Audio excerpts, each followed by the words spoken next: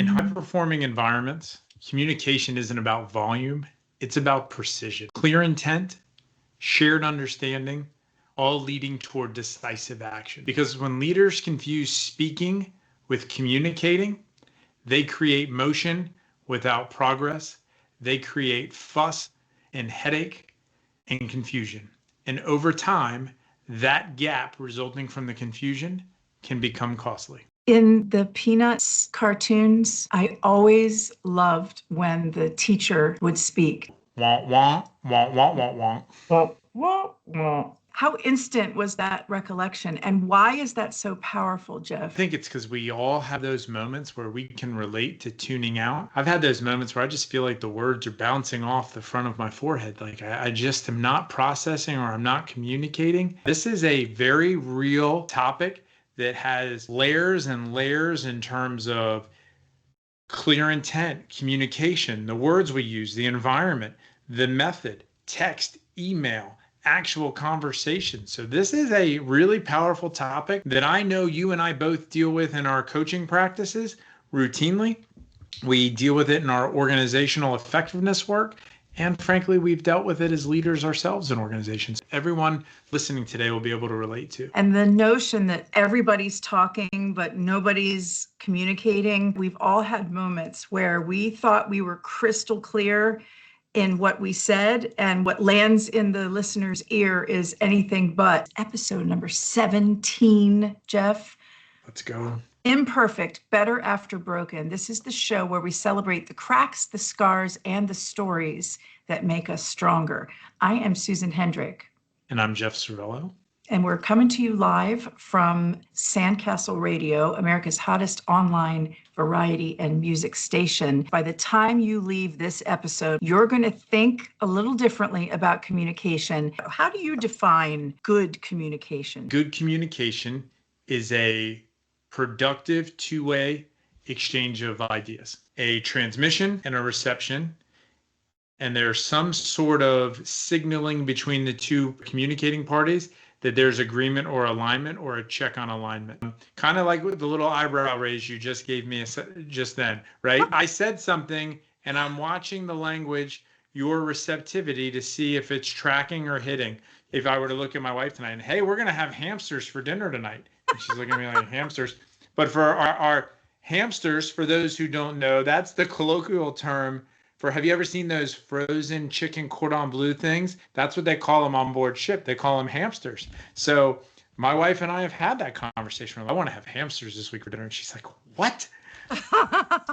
What a great example. So when you say it, and it's so normal for you from coming from the ship, you're not expecting that to be a surprise. No, right? Everybody who's been on a ship, if I say hamsters, they know exactly what I'm talking about. They know exactly how delicious they are, and they probably want some as well. My wife is like, I beg your pardon? Well, now she knows what I'm talking about. But the first time I brought it up, she's like, I beg your pardon? One of the reasons I love this topic so much, we are exhausted from communication. There is more noise coming at us and from us than ever before. How much of it is even meaningful? Like the email about the meeting before the follow-up meeting that really says nothing because the meeting could have been an email in the first place. Or the Teams message that says, hey, quick question, and then that just detonates your afternoon. More has not resulted in better. And then you throw in the fact that people probably have AI bots attending the meeting for them. 7% of what we say is our words, 42% is our tone and inflection, and 55% or 45% is our body language, whatever that math works out to be. But if you think about it, if only 7% of communication is the words you use. When we text, when we email, when we emoji, we are giving up 93% of our ability to effectively communicate. Wow. We're ceding 93%. So that would be like, think about it. You walked into a calculus final and you gave up 93% of the points on the test before the test even started. If I were to say that to you, or if I were to say, you were to give me 93% of your paycheck, you'd have that exact reaction. Gotcha. I think that you did. You got me good. Texting communication or other digital, non-personal communication, we lose so much. And you brought up something that happened this past weekend. My brother on Friday texted me. He said, "Hey, mom and dad are free for lunch. Do you want to meet us?" And I was teaching and I didn't get out until 1 o'clock. And so I missed it. And I wrote back, "Oh man, comma, I missed it." And what I meant is, dang it, thanks so much for inviting me. And I really love that you got to be with mom and dad. I'm having all these positive vibes. And my brother writes back, he's like, "Dude, are you upset?" I'm like, "What do you mean am I upset? He's my best friend." We literally share DNA. We know each other better, other than our spouses, than anybody on the planet. And yet here's a moment where one of us is sending a "thanks for inviting me, that was awesome, wish I could have been there" message, and the other is receiving the stories we make up, right? And that's not that he doesn't trust me or that we don't normally have good communication. Even the best of relationships, even the best of intentions result in lost messages in between. If you only rely on the words, you're giving up 93%. You and I participated in a group call the other day where half the participants had the camera off. So we gave up over 55% of our communication spectrum. And some companies are okay with this, but why would you give up that ability? If you thought about it in terms of your product, I'm going to give up 55% of my product volume. Would you do it? Why would you tell me that that's a good thing? But yet we let people take calls off camera routinely. We communicate primarily by email or text. It's very challenging for me because I'm a terrible texter. I scan text too fast, text to talk when I'm like, "Hey Siri, send a message to so-and-so."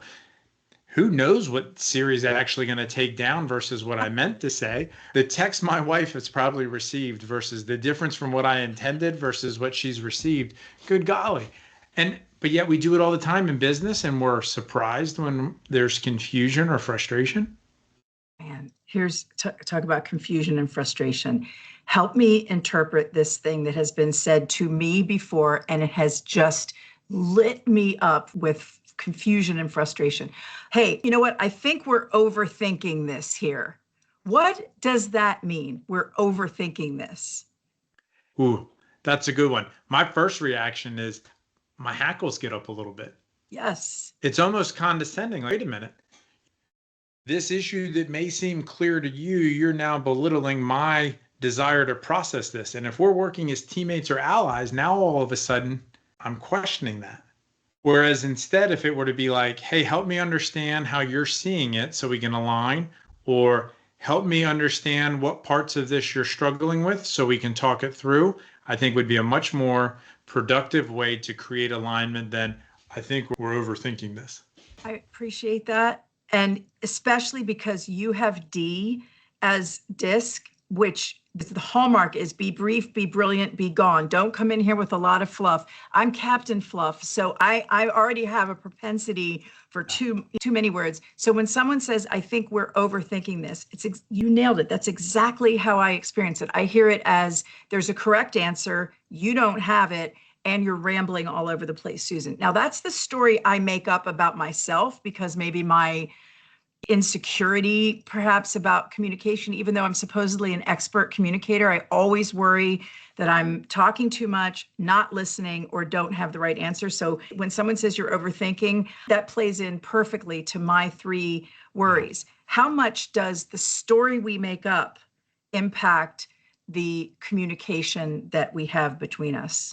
I think it plays a significant role. We assume we're more clear than we really are. "Hey, I need you to go do that thing. What's the status of that thing we talked about yesterday? Are we in a mob movie, or are we really aligned with the person that they know exactly? Go talk to the guy about the thing and then come back to the place," right? Or are we doing the Vulcan mind meld? If we've got the Vulcan mind meld, which by the way, none of us do, then you're probably okay talking like you're in a mob movie. But otherwise, ditch the pronouns and be very specific. Don't assume that people understand exactly what you're talking about. Don't assume that more is more or that less is more. Make sure that people, hey, be very clear, follow up, and ditch any sort of assumptions that there is a shared context until that context is actually confirmed and you're aligned on it. Just now, when you were responding to my curiosity about that statement of you're overthinking it, the way you approached it was to invite the other person to help me understand. In other words, you're not saying I get it and you don't. You're saying we aren't yet, and you use the word aligned. How can we get better aligned? So I want to invite both of us and our listener to think about a time when miscommunication resulted in misalignment, a missed appointment, or those types of things. When you say table, you want to put this off? Oh, I want to deal with it now. Oh, I had a different idea of what tabling it is. But too often we allow our pride or our ego to get in the way. We don't want to seem like we're not in the know. How many times have you been in a meeting and somebody said something and you're like, what are they talking about? And instead of being like, excuse me, what do you mean when you say SHRM, whatever an acronym might be, LMNOQ? And instead of asking the stupid question, you sit quietly and like, I'll follow up after the meeting. But for the next 10 minutes, you're drawing context clues and you have no idea how to connect those dots. First arrow is you didn't understand and you froze, so you didn't raise your hand to find out. The second arrow is you're now beating yourself up because you're looking around the room at everybody else who knows exactly what is being talked about.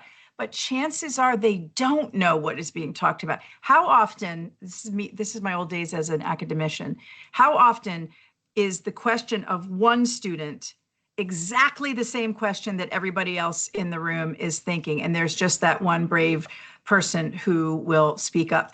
In his memoirs, Winston Churchill recounted a famous World War II miscommunication where British staff told their American allies they wanted to table a proposal. The British meant that they wanted to start discussing it right away, but the Americans thought it meant shelving the idea indefinitely. So this transatlantic misunderstanding comes from different parliamentary rules and vocabulary traditions between the two nations. They both were speaking their absolute truth, but the lost in translation statement just happened. So we miss each other and we are afraid, to your point, to get back to center by taking a risk of sounding unintelligent. Yeah, and it happens all the time. I was just listening to the Bible into Your podcast this morning, and in the episode, Father Schmitz was talking about how there is a translation of one of the Gospels where the word used in Greek means brethren and in Latin means brother. And that's where academics now are split between whether or not Jesus had brothers. And the Greek translation clearly means brethren. So when they talk about his brothers went to the tomb, they meant his friends, his cousins, his brethren, the people with whom he was closest. Linguistic nuances are all over the place and can lead to all kinds of confusion, whether it's tabling a major issue, something as elemental as whether or not Christ had siblings, or what time are we meeting for can be completely changed. And so what I want to ask you is how, if we do something small, like instead of thinking to ourselves, did I communicate clearly? And if we swap that thought with, did we arrive at a shared understanding? How does that perspective change maybe how we might communicate? Okay. Did communicate clearly versus did we arrive at a shared understanding? Totally different dynamics. Part A, I've done my job, I'm out. It doesn't matter whether you got it or not. The other side, did we arrive at a shared understanding? That puts responsibility and accountability on both of us to do the work until we get to the shared understanding. One of the things that I learned to help with this is to stop using lazy language or colloquialisms. I don't care how you get it done, but this better happen. Time out. I care a lot about how you get it done. Big fire on an aircraft carrier that was sailing from San Diego to Japan to do a home port shift. And the fire was the result of somebody, a young sailor, I don't care what you have to do, get those rags out of here. Just, I want them gone. So the sailor moved them from where they were into another space, not knowing that that other space would generate a lot of heat. Those rags caught on fire. And I remember learning about that really helped me both professionally and personally at home. I would stop telling my kids, I don't care how you get your room clean, but I want it done. I mean, Jeff, if he heard that, would have put everything under his bed or behind his couch, right? Room's clean, sort of. I care tremendously, but I don't have a preference for how you do it. But what I would like is all the things on your sink done, your bed made, your shoes in the closet, and that basket full of clean laundry put in the drawers. By being clear and not using lazy language, it allowed me to close the gap between the expectations I had in my head and the expectations that I communicated to people. Odds of success were increased and the amount of time that I was frustrated was decreased. Malicious compliance. I know that sounds like a really nasty thing, but it actually is a very predictable result of when we talk down to someone or we demonstrate a lack of patience. I don't care how you get it done, just get it done. Okay, then I don't care how I do it as long as it looks to you like it was done. It is just meeting that either lazy or thoughtless way of communicating, kind of like overthinking this. Fine, I'm not going to contribute anymore at all. I'm not going to, you don't want my thinking at all. I'm just going to check out. Your understanding of a win feel like versus mine. Our tone. I am constantly somebody who speaks in all caps. It is very likely that my tone does not match, is not like appropriately to the event. And it was even worse when I was under constant stress and tension. You're like, it is routine where my wife will look at me and be like, "You're yelling." I'm like, "No, I'm not." Okay, maybe I am. But I get excited. As an associate, when you are under stress, your communication becomes not natural. It's challenged.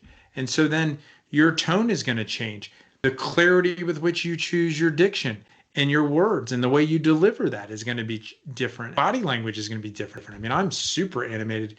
I had a teacher tell me one time, "I bet if I tied your hands behind your back, you wouldn't be able to talk." Debbie Standish, my 6th grade teacher, she's probably right. I probably wouldn't be able to talk. So much of our communication, like you said, is nonverbal, and how those nonverbals land. You're just thinking you're excited. You're really wanting to emphasize the point. Project Management Institute reported poor communication is a key contributing factor in 56% of failed projects. And it could all be adjusted with little minor tweaks. Did I communicate or did I create a shared understanding? And if you are delivering your message with the intent of creating a shared understanding, I wonder what that would do to that 56%. What impact it would have on that number. If we double checked at each step along the chain, an initial message is delivered to my friend Susie. She delivers it to Jimmy. Jimmy delivers it to Johnny. And by the time it gets to Jeff, it is completely different. Does anybody intend to mess up the message? No. We take keywords, and those keywords land based on context. So by the time that telephone game ends, we have completely lost the message. What in the world can we do? The first thing is to communicate with an intention. What am I trying to articulate or get across? Or to go back to what we just said, what's the shared understanding I'm trying to create? Communicating with clarity, communicating with alignment, and then providing some sort of reinforcement for the message you're delivering. Really good framework to be able to use when you're trying to be deliberate. Acronym for overtalkers. Wait. Why am I talking? Check your intentions. What are you trying to create? Let's look in the mirror first as we do this. The dangerous nod. You're in a meeting, and one of the most dangerous moments as a leader is a nod. It can mean, I understand, I want this meeting to end. It can mean I'm afraid to ask a question. It could mean I like you, but I have no idea what you're talking about. I heard words. I don't know what I'm supposed to do. That nod can mean so many different things. So a question like, tell me how you're interpreting this, not as a test, not as a gotcha, but as a way of saying, I care enough about the outcome of our communication to make sure we're actually seeing the same picture. Prevent misunderstanding from becoming rework, resentment, or failure. So be careful of the dangerous nod. Sometimes we give the wrong message. What are some times when you felt like you nailed it? The stick in the spokes moment. Risk, and I'm even adrenaline or a dopamine rush when I was able to do it. So there was a lot of miscommunication going on. people were not on the same page, and you could feel amygdalas being hijacked and the tensions in the room were escalating. So rather than joining in with my louder voice to try to be heard and kind of rumble, jumping on the melee to start swinging arms, time out. Can we please go to our corners for a moment and think about, why are we in this room? What is the purpose of this meeting? And I'm kind of dramatizing. It wasn't that dramatic in the moment, but to put a stick in the spoke sometimes when totally misaligned, we are not communicating, and to call that out and say, I don't know what is happening, but it shouldn't be this.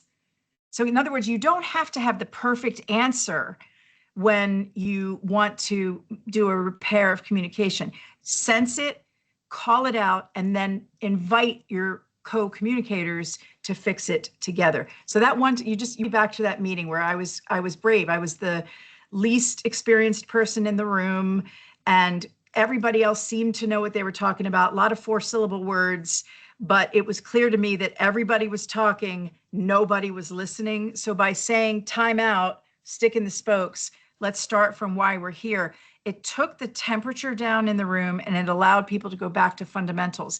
And I noticed in that conversation, Jeff, the big words stopped being hurled and the more heartfelt, what to me like authentic communication resumed. That sounds powerful. It sounds like it really had a big impact on everybody in the room. It did, I hope. So I think for two in mind, the first one was I worked for a boss and he did this thing one time that I just copied shamelessly every chance I got, where in chaotic environments, he did checks on understanding. Okay, everybody, this is what I see. I see that. These things should be doing these things. Does anybody see something different?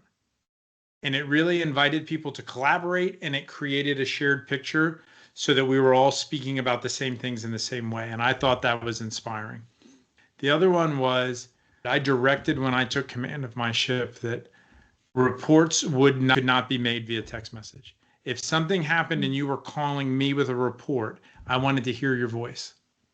I wanted to hear the words. I wanted to hear the chaos. I wanted to hear your breathing. Are you nervous? Are you scared? I wanted to be able to have as much more than just that 7%. I wanted to increase the transmission success rate as much as I could so I could hear and assess. Are you in what you're telling me? What's it sound like in the background? Are people yelling and screaming? Is it what's going on? And at first, people were really upset. I thought it was a really good opportunity to make it a teaching moment and share like, hey, I'm doing this so that you and I are more on the same page, so that I can give you the appropriate support and you're giving me the appropriate support. This is about teamwork, not about you and I not being on the same page or me not trusting you. I'm asking you to be on camera because I want the full benefit of our interaction, not just a small piece of our interaction. I want to increase our odds of success. And once we got used to the little bit, started to see that it wasn't about me not trusting them. It was about actually wanting to deepen the trust. I think it was pretty successful. You picked up on my raised eyebrow earlier. I can only raise one eyebrow. Can you do both?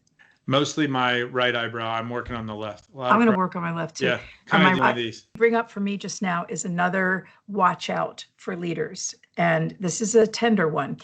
I challenge performative vulnerability.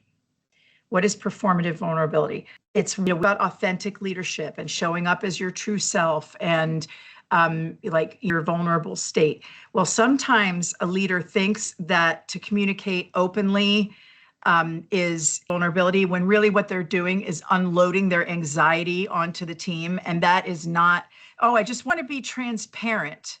And what they're really doing is just emotionally dropping everything from themselves onto people who don't have the authority or the context to do anything about it. That's not clarity, that's emotional spillage. And they feel better afterwards because they put all of their anxiety out of themselves and onto others. So they walk away thinking, okay, we're in better space now. But instead, everyone now feels unsafe, unclear. What am I supposed to do with this? What about my feelings, etc. So the tip for a leader is not to ask yourself when you're done communicating, was I honest? And therefore, was that authenticity and vulnerability. Was I helpful? I Right? like that. Lord knows there was plenty of times where I wasn't helpful in how I communicated. I think if I could go back and kind of kazoo on my own shoulder, there were too many times that I communicated really with like venting fast questions that ended in exclamation points instead of question marks. And so that would be something that I would caution people. It's seen through pretty quickly and can damage your credibility. But mix matching your tone to the circumstance, coming in without clarity or frustrated and keyed up, or withdrawing from your trust and credibility account at a very high rate when you do those things, then I definitely got wrong multiple times. Me too. The WTF monster would rear its ugly head, and I just would, not good.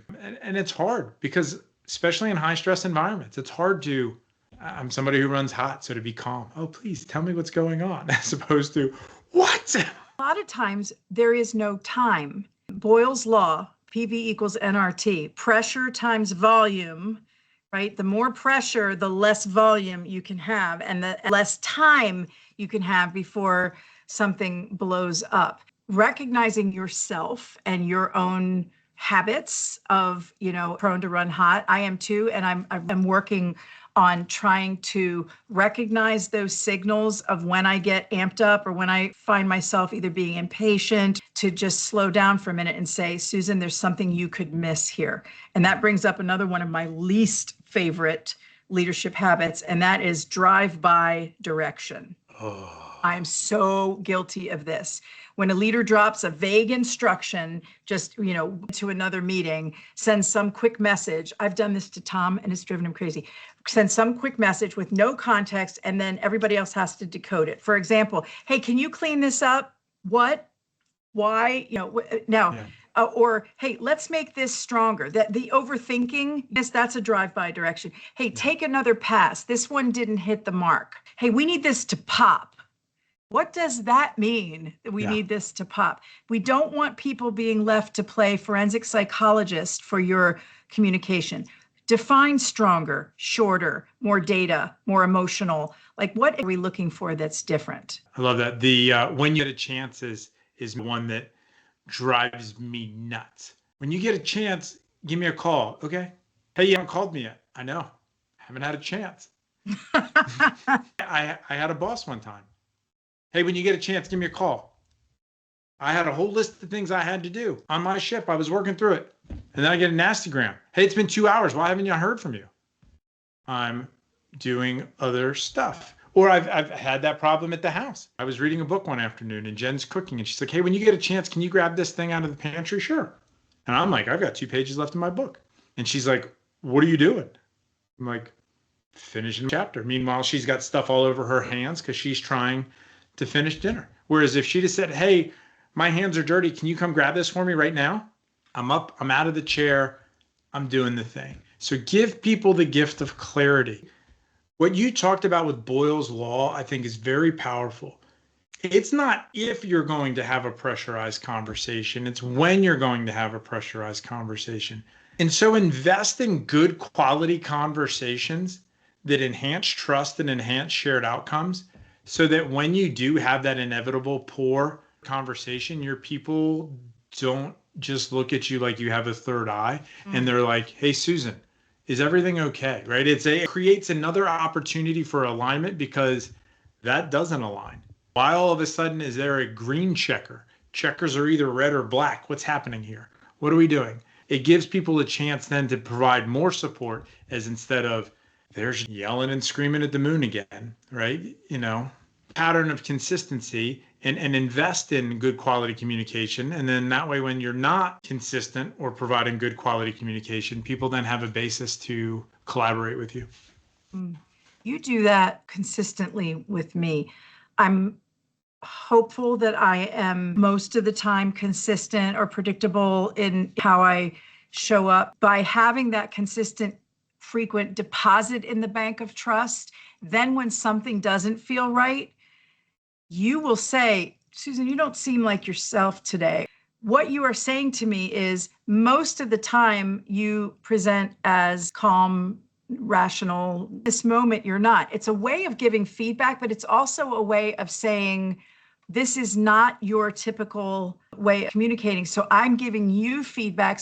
Sometimes you've known that I have something upset or wrong before I've known, which is very annoying, by the way. Like, how did he know that? How come he knew that before I did? Words can clarify, but they can also heal. Words can direct, but they can also steady. We can help stabilize each other as human beings in conversations by being a feedback mechanism. Such a great gift when somebody gives that to you. I had a young lady named Anna who worked for me, did that for me one time. I put my foot so far in my mouth that it was coming out of my ear, and she walked up to me and goes, "You okay? That's not normally the way you do things." It was very convicting. I was very embarrassed, but it was also one of the greatest acts of kindness somebody has given me, because I was like, I need to do better. I need to make amends for this. And I need to remember that I let that situation get the better of me and not let that happen again. And she could have ignored it, but she didn't. And I felt very supported in that moment. Like, okay, I want to be a good person, and it's going to help me along the way. And that kind of gift helps teams really be strong and beyond that 56% incompletion rate because they can't communicate. That's the kind of stuff that says, I'm here with you, good or bad, and we're going to make this work. For Anna, what do you think made her feel safe enough to come and ask you that "are you okay" question? I hope it was our consistent communication that had frequent check-ins where we both laid groundwork with one another that built a shared trust and a shared understanding. I knew who she was trying to be professionally. She knew what I was trying to accomplish professionally, as well as personally. And I think that then created the bonds for that communication. And the exception to our calm and steady communication is a crisis. But if we never calm and never steady, everything feels like a crisis. We both have worked a lot in crisis management type situations, different venues, but the same concept of keeping people safe. Mm-hmm. And we know that in crisis, people don't need a leader to pretend everything's fine. In fact, that can be deadly. We also don't need that leader to narrate every fear in real time. How do you become or maintain status as a grounded leader in crisis time? I think forethought goes a long way into it. Literary stiff upper lip and trying to remain composed in the crisis. Trying to downregulate your own amygdala hijack if that's happening, downregulate your own emotional response so that you can convey calm. Really try to make sure you're maintaining your composure, because when the leader loses their head, so too will those around them. You know, we talked about the pose that I would strike. The movies of officers on quarterdeck of the ship with their hands behind their back, and they would stand tall, you know, kind of assume a brace, whatever it is to help you kind of self-soothe so that you can self-regulate. Your calm might look different from someone else's calm. So define what that means and make sure you're connected with your people. 1998 in Kansas, the DeBruce grain elevator explosion, which was the worst grain elevator tragedy in the history of our country. And I remember being deployed there. They hadn't found all of the victims yet. They didn't know who was alive. There were men missing, buried in these grain elevators. We were standing outside as victims were being pulled out. Central Command was letting everybody know what was happening. One of the leaders, for a shift foreman, was feeling a tremendous sense of guilt and panic, wanting everything to move faster because seconds matter in a moment like this. There were survivors who were able to climb in and help get to the silo tops and pull people out. But then after a couple hours, there were fewer rescues happening, which meant from a search and rescue to a recovery operation. A U.S. Army helicopter came in from Fort Riley right about the time that this guy started having a panic experience. And the sound of that chopper coming in put him over the top. My job was to kind of help separate him out and help him calm down. But in that moment, what do you want to be told when you're panicking? Oh, calm down. That helps. Not in the least bit, right? Going over there and let's take a walk together. You are really feeling this right now. Just mirroring, you know, kind of feeling overwhelmed. You're goddamn right. I'm overwhelmed right now. And I want to, and then a few minutes later, they of someone and we're walking in a field. Had we been there in that moment when he was already activated, already agitated, already feeling guilt, his people around him did not need to have him kind of losing that moment. So it got him away enough to kind of defibrillate and then come back. But he was able to handle that differently than if that compression just kept building, the pressure just kept building up and there was no release valve. So dear leader, find your release valve in the moment. Find your signals to help recognize when you need to cool, calm, or separate, and when you're ready to come back. It's a great tip for everybody. And being able to find a way to ground yourself. And it's a great tip, whether you're the leader leading the person on the scene who's providing information up, being able to be grounded so that you can communicate clearly and practically is critically important. And I think that this highlights one of the most important things about this topic is that this is not a leader-only topic. We communicate and miscommunicate in all facets of our life and all of our different relationships. It's everywhere, pervasive. And so these tips and these ideas about clarity, about alignment, about reinforcement can be useful everywhere. So our listener question comes from a listener in Jacksonville, and they ask, what are practical ways to seek clarity and check alignment with my boss without them getting mad or feeling like I'm questioning their credibility? One of the most frequent and scary, and talk about this isn't just for leaders, anytime, no matter where you are in an organization, the fine line between seeking to understand and challenging someone, and no matter what your intent is, the impact can be perceived as challenging. So I love this question because it's very real, and it's the kind of thing that people worry about all the time. We don't want to seem difficult. We don't want to seem dense. We don't want to sound like we're challenging authority. We don't want the boss to feel exposed, but we also don't want to walk away unclear and then disappoint later. So the skill that we're looking for here is how to ask for clarity in a way that communicates respect, ownership, and alignment. Tone matters. Framing matters. Instead of attaching the question to your confusion, which can imply you didn't do a good job communicating, attach it to the shared goal. So go into the we mode. Join the person on their side of the table facing the problem.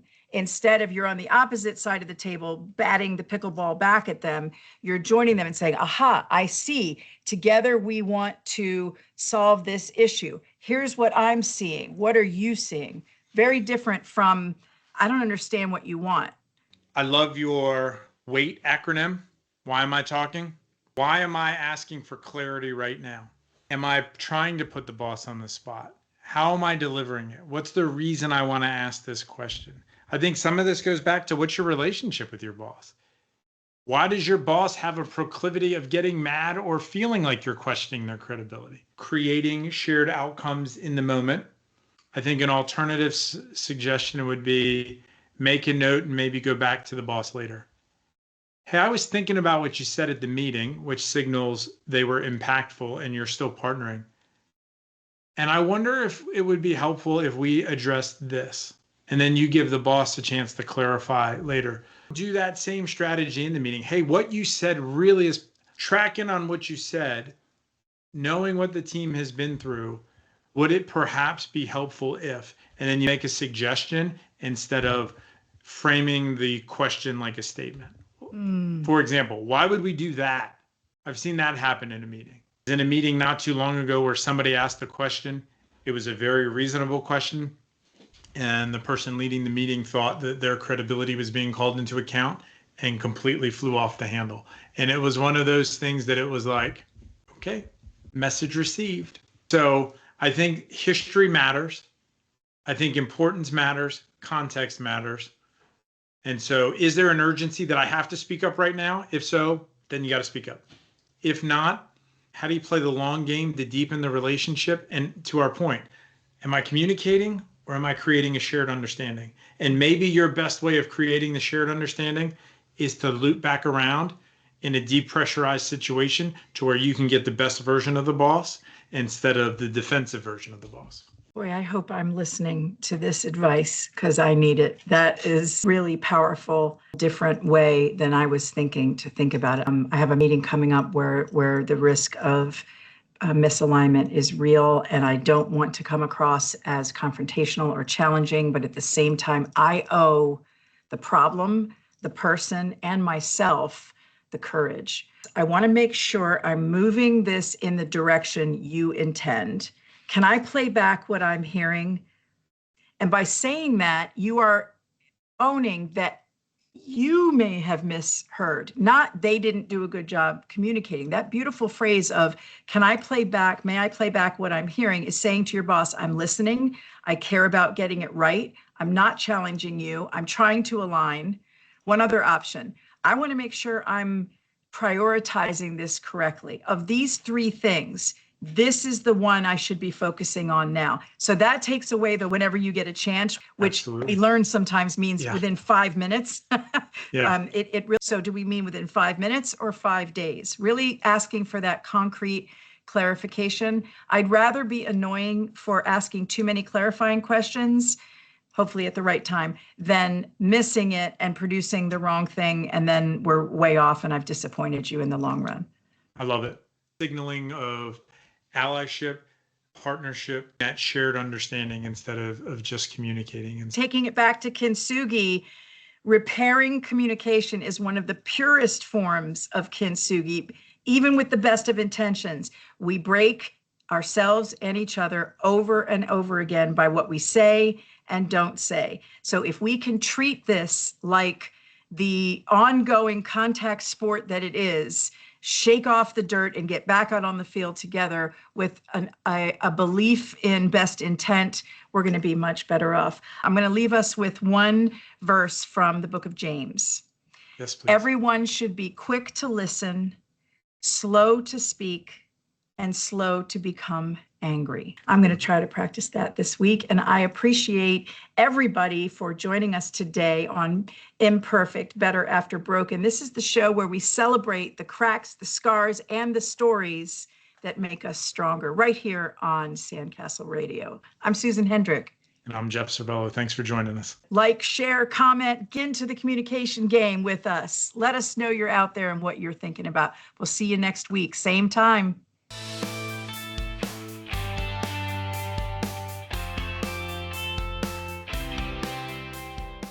I want to have hamsters this week for dinner. And she's like, what?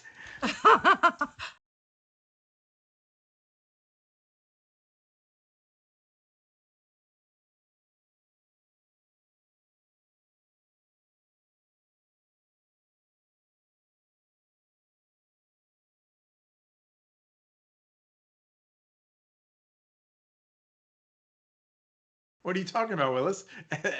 But no.